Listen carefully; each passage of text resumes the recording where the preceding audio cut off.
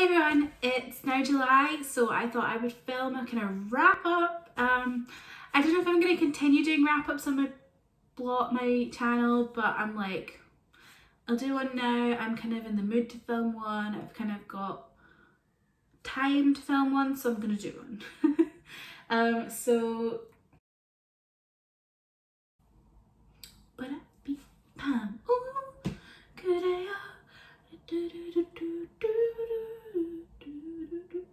today I'm going to be talking about all the books I read in June. Yes, we're into July now. Oh, this is the wrong way round. I made a pile and I put them the wrong way round. Very helpful. So first off, in the month of June I committed to reading only queer books. Because I was like, it's Pride, I'm queer, I'm going to read only queer books. That was my vibe. I read queer books all throughout the year, but I wanted to read only queer books in June. So that was books by queer authors, including queer characters. So the first book I have, which doesn't fall under this because I started reading it before June started. So this is not a queer book, but it's like, I read the last 200 pages in June. So yeah, I need to include it. I'm going to include it just because I read it. So that is Queen of Air and Darkness by Cassandra Clare. Though there are queer characters in this, so it's not like the straightest book ever. The main couple are straight, but there's so many different relationships in this book. It's just a lot of people. So yeah. This is the third book in the Dark Artifices series. It's one of the Shadowhunter books. I don't really want to explain too much about what this book is about because obviously it's the third book. I don't want to talk about it, but the Dark Artifices is basically following so it's following Julian and Emma, who are both orphans, and Julian is one of the oldest brothers of his family, and he's looking after his family following the war in the first bunch of the Shadowhunters books, which is the Mortal Instruments. And Emma is trying to figure out what happened to her parents because she doesn't know how they died. She just knows that they died, but she doesn't know the circumstances. So she's trying to figure out what's going on there. And yeah, so that's what I had to put that down as too heavy. That's what the first book in Dark Artifices is about. It's just it's a Shadowhunters book. I can't really explain too much about it because it's just a whole big world.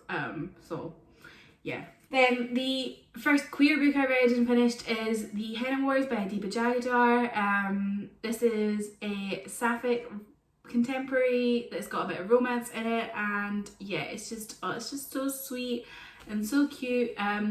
It's about a girl who just came out to her parents as being a lesbian, but her parents aren't really happy about it. So she's kind of struggling with that, whilst also she's trying to set up a henna business as part of a school project. But the girl she has a crush on decides to be a bit culturally appropriative and sets up her own henna business that's in competition, and they kind of have the Henna Wars. It's such a cute book. I really enjoyed it. It discusses a lot of stuff to do with racism and cultural appropriation.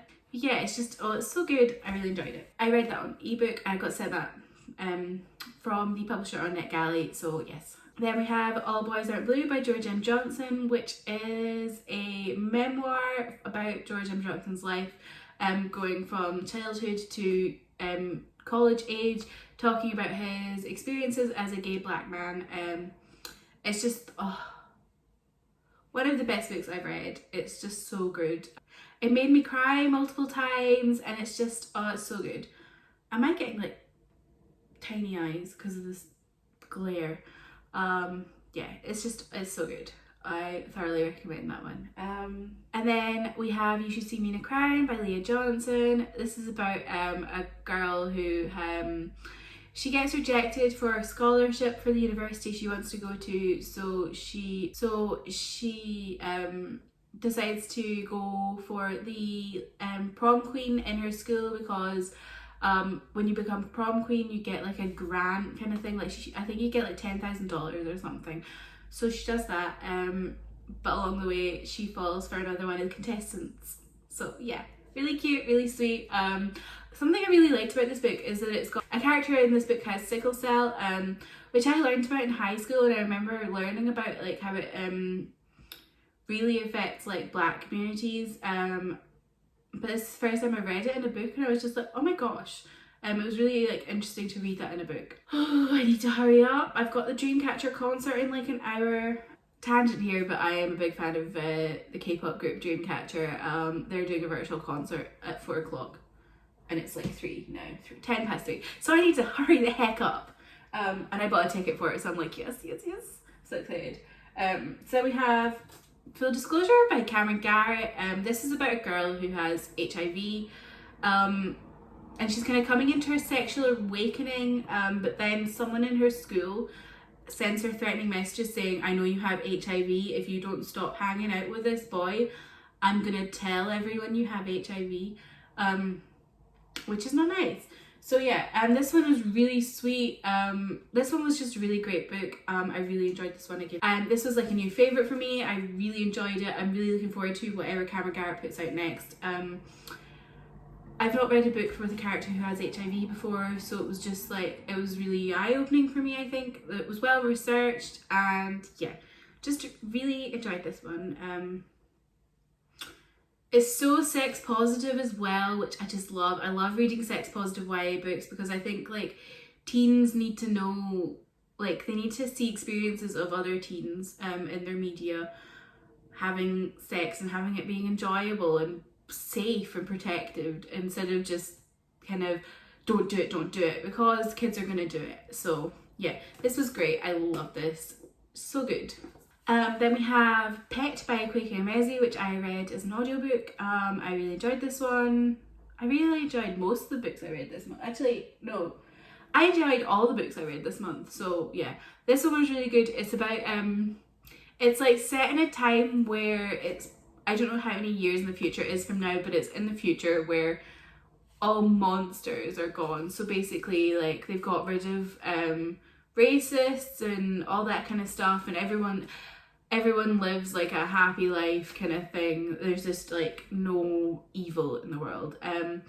But one day the main character, I've forgotten the name, I'm apologising because I don't remember names of anyone. One day the main character, her mother paints a picture, and a character comes out of the picture and is on the hunt for a monster, because it turns out there is still a monster in the world. This was just a really interesting book. I've not read anything like this. I'm still thinking about it now. It took a while at the start to get into it, so it's not like a favourite, but it's really good. Like the themes and stuff are just, the themes are still permeating in my mind. So I really loved kind of the discussion of how humans still continue to do bad things even though things are apparently all great and all happy kind of thing. Like you're never ever gonna get rid of all the monsters. And also the main character is trans, and I really loved that like when she was a child, her parents called her a boy and she went, no, I'm a girl, and her parents were like, oh, I'm so sorry, and immediately just like accepted that she was a girl. And I really loved that in that book. It was just like, oh, it was so good. I wish everything could be like that. I wish we could be like that now. But yeah, I enjoyed that. Then I read The Empress of Salt and Fortune by Nivo. I can't really describe this one. It's like it's about a woman called Rabbit telling her like life story as a maid of the Empress to a kind of cleric priest type person. And it's like a kind of, it almost felt like a fairy tale at times. It was really interesting. All the books I read are interesting apparently. Yeah, I enjoyed this one. I liked this one. It was good. I kind of got a bit confused at the beginning, so I think I'm gonna reread it at some point because everyone who's read it really loved it, and I was kind of like, it's good, but I didn't really love it. So I think I need to read it again, knowing the plot, so I can actually immerse myself a bit better, because it's kind of one of those books that like I feel like you need like a really good attention span and a really like it felt a bit too smart for me at times. So yeah, I'm gonna try and reread it at some point. That was a good one. It's short, so if you want like something short to read to add to your reading, if you need to read more books for your challenge or whatever, it's a good one. Then we have Girl, Serpent, Thorn by Melissa Basherjuice. This was sent to me by Hodderscape. And this one was really good. It's a sapphic Persian inspired fantasy. Basically it's about this girl who has been cursed since birth to have poisonous skin, and she can kill, like, anyone that touches her will die. So anyone that touches her will die. And so when her brother, who is the what is he? Shah? Is he the Shah? Let me find out. Yes, he's the Shah. So her brother, who's the Shah, captures a div, which is like a demonic servant kind of thing. Soraya, who's the main character, she goes to speak to the div and find out more about why she's been cursed and how to get rid of the curse. But then when she tries to get rid of the curse, everything starts to go wrong. This one was really good. I enjoyed this one. I felt like the writing was really lovely. I felt immersed. Like, I felt like I was in the land, and I felt like I could like imagine everything really well. And the romance was really sweet once we got into it. I had a bit of a struggle at the beginning because I felt like it wasn't building enough. But then when it actually gets into the actual defined kind of thing, it was really good. So yeah, I loved like the characters in this. There's like, most of them are morally grey, and I love a morally grey character. I love a morally grey character, and they were just so great. I love the main character. Like, she had like serious like struggles with what was the right thing to her. So yeah. Then I read King and the Dragonflies by Kacen Callender. This is a middle grade story. This is a middle grade book, which I don't normally read middle grades, but I was really interested in this one. It's about a boy whose brother has died of a heart attack at like age 18 or something, or 16. He was like really young. So it's about a boy whose brother died of a heart attack, and he believes that his brother is coming to him as a dragonfly. And then a boy in his school goes missing, and he's kind of struggling with the guilt because this is following him. So the main character outed the boy to people, not realising that that's what he was doing. So this boy goes missing, and he's kind of struggling with the guilt of that, realising it's his fault. So yeah, it's just about this boy who's kind of struggling with the grief and the guilt, and it's just so good. This is a lot more of a like character driven story, but it's just, like, it was so good. I like cried multiple times. As someone who's like dealt with a lot of grief, this hit home a lot. This hit really close to home a lot. So yeah, I was a fan of this one. It's like a new favourite. Yeah. And then the final book I read in June is We Are Okay by Nina LaCour. This was sent to me by someone on Twitter, which is very kind of them. I heard a lot of about this story. Like, so many people have spoken about how much it was meant to them, kind of thing. It's about a girl who has lost her granddad, and she kind of just up and left after that and went to college in New York, and her best friend from back home, who she hasn't spoken to since the death of her grandfather, comes and visits her, and they just kind of spend a few days together and actually speak about like what's happened and dealing with the grief and stuff. So yeah, this was like a really hyped book. And whilst I enjoyed it, I kind of like, it wasn't a new favourite for me like a lot of other people say it's one of their favourite books. I felt like the beginning had a bit of pacing issues for me. I kind of like, it's really short. It's like just over 200 pages. But I kind of, the first half I wasn't really caring about it, but then the last 100 to 50 pages, I just found myself crying like out of nowhere. Like it was like I was just reading it, and then suddenly I was like, oh, I've got tears on my cheeks. Yeah, I don't really know how I feel about this one. I actually had to sit on my rating of this before I actually rated it on Goodreads, because I just was like, I don't know. I don't know. Yeah, I still don't really know. I rated it 4 at the time. It's not a 5, that's for sure, because I wasn't immediately like, oh my god, I love that book. But I don't know, I still don't know. So that was all the books I read in June. Let me know what your favourite book of June was. For me, I think it was All Boys Are Blue. That was just so good.